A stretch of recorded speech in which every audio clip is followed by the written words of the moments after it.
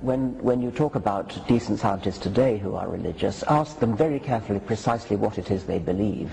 I mean, some of them go to church because they like the music, some of them believe in some sort of pantheistic spirit of the universe. Then they're using a word like God. Einstein was one of these. Einstein used the word God a lot. And plenty of people think, because of that, that Einstein was a religious man. Well, he wasn't. He certainly, I mean, he's most indignant when anybody suggested that Einstein believed in a personal God. The other one I should mention is the idea of the mind being separate to the body. Technically, we call this mind-body dualism. And this is something that most people assume without ever questioning it. They assume the mind is somehow independently of the body, because we experience that every day. You know, we have a thought about having a cup of coffee, and then we move our hand to pick it up. And we never really question that idea that somehow the mind can control the physical system. So mind-body dualism is a fascinating area, both in science, but also in philosophy. And this assumption that the mind is separate to the body is something that children at 4 or 5 years of age will spontaneously think about. But if you then make that assumption, then that means the mind isn't constrained by the same laws that constrain the physical body, which then allows for the possibility of an afterlife, the mind somehow existing once the body is gone. So you can see very easily how that kind of notion could underpin notions of the afterlife, ghosts, spirits. Speaking as a scientist, I think that there is a problem with regards to the afterlife and religious immortality, and that is there's no proof that it exists. Remarkable claims require remarkable proof. But maybe you don't need proof. Well, I do. And Aristotle would tell you things like, if you have an object and you want it to be in motion, you have to keep pushing it, because if you stop, it stops. And Aristotle was right. It stopped when I stopped pushing it. He was not wrong. I mean, physicists like to make fun of Aristotle these days, but he was right in the context that he was talking about.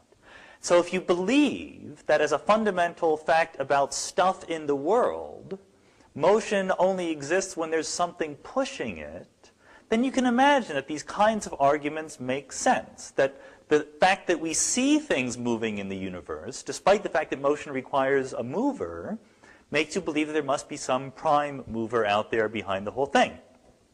And then comes along Galileo and Newton. And they say, actually, if you think about it carefully, the natural status for objects is uniform motion.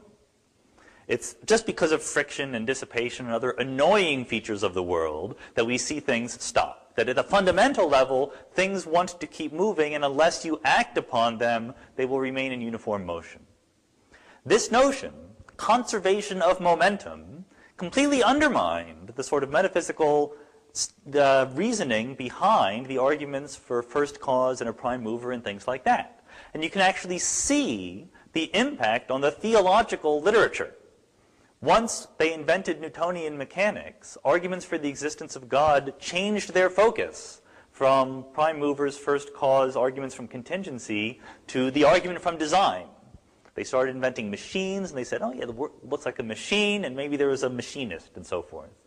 And then Darwin, to a good extent, undercut that argument, and then we are still living in the aftermath of that. Well, science can never rule out the possibility that there was an all-powerful being, a god, if you will, that created the universe. You can never rule that out, but it's not a very satisfying explanation from the point of view of a scientist, because we want an explanation that really understands the nuts and bolts of how the universe began. You can ask any question and say, oh, God made it that way, and you can say that, but we have learned that if you look deeply, you can get more deep explanations, and we're hoping the deepest one will tell us how the universe began. And is it possible, if you solve the question, you can then say, yes, here is how that all-powerful being created the universe? That would satisfy everybody, wouldn't it? You could phrase it that way, and if that makes you happy, that is perfectly fine with me. But what I would say is, I don't know that you're going to need the all-powerful being. You can't rule it out, but we may have laws that, in and of themselves, may explain everything. I think you have to be rather more careful in the debate about science and religion than some people have been in the past. Well, I mean, I certainly know a lot of scientists in my field who are believers, and I accept that.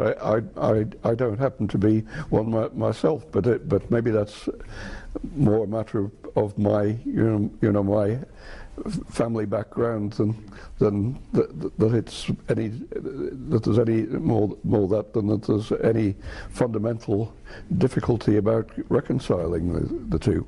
I think that the growth of understanding of the world through science weakens some of the motivation which makes people believers, but that's not the same thing as saying that they're incompatible. I think that most scientists don't think enough about God to know whether they believe in Him or not. It's just irrelevant. I think they don't even think enough about Him to know whether they're atheists. But the bottom line is that if you look at the universe and study the universe, what you'll find is that there's no evidence that we need anything other than the laws of physics and the other laws of science to explain everything we see. There's absolutely no evidence that we need any supernatural hand of God. Altogether, I can't believe the special stories that have been made up about our relationship to the universe at large, because they seem to be too simple, too connected, too local, too provincial. The earth, he came to the earth. One of the aspects of God came to the earth, mind you.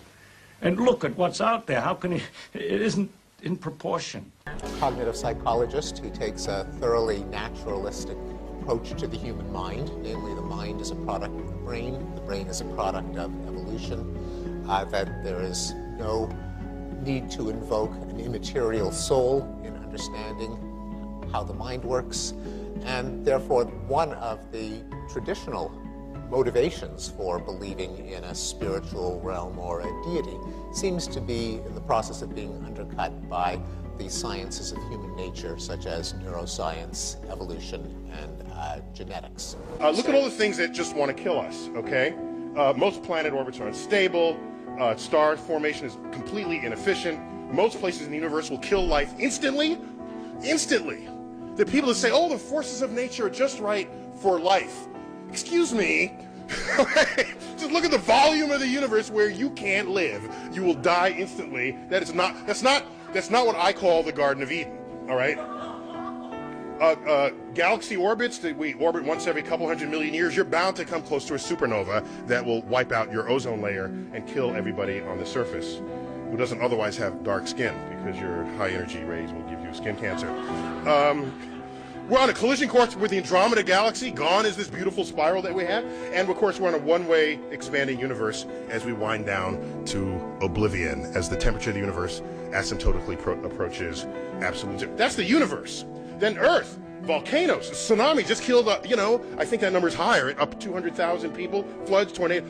None of this is any sign that there's a benevolent anything out there. What is faith? It is belief in the absence of evidence. Now, I don't propose to tell anybody what to believe, but for me, believing when there's no compelling evidence is a mistake. The idea is to withhold belief until there is compelling evidence. And if the universe does not comply with our predispositions, okay, then we have the wrenching obligation to accommodate to the way the universe really is. M theory doesn't disprove God, but it makes him unnecessary. It predicts that the universe will be spontaneously created out of nothing, without the need for a creator. You think that God can be put to a scientific test like everything else. And if God is God, God is beyond the observation and verification process of science. Oh, God is very definitely beyond the verification process of science. God has been designed to be beyond the verification process of science. This is one of the classic adaptations of religions, is to create this gulf so that science can't get anywhere near God. That's true, but science can understand that very fact. You say that science can understand how religions evolved, and why. By the way, that idea is completely absent in folk religions, which are the ancestors. The idea of God being, as it were, beyond science. They don't make a distinction between science and religion. The folk religions, it's all the same. It's all one. This is just what everybody knows. And they have no concept of faith. They don't need a concept of faith. It's only once you start getting this separation between science and other things that people think they know when maybe they don't, that's when the idea of faith looms and becomes a very attractive idea. And indeed it is. It protects the idea of God from disproof. I have a friend, or had a friend, now dead, Abdus Salam, a very devout Muslim, who was trying to bring science into the universities in the Gulf states. And he told me that he had a terrible time because although they were very receptive to technology, they felt that science would be a corrosive to religious belief, and they were worried about it. And damn it, I think they were right. It is corrosive of religious belief, and it's a good thing, too. Are you agnostic? Are you an atheist? Do you have any, do you want to have a faith in the unknown, or is science your God? Yes, it is in the sense that I'm comfortable with the unknown. That's the point of science. It's the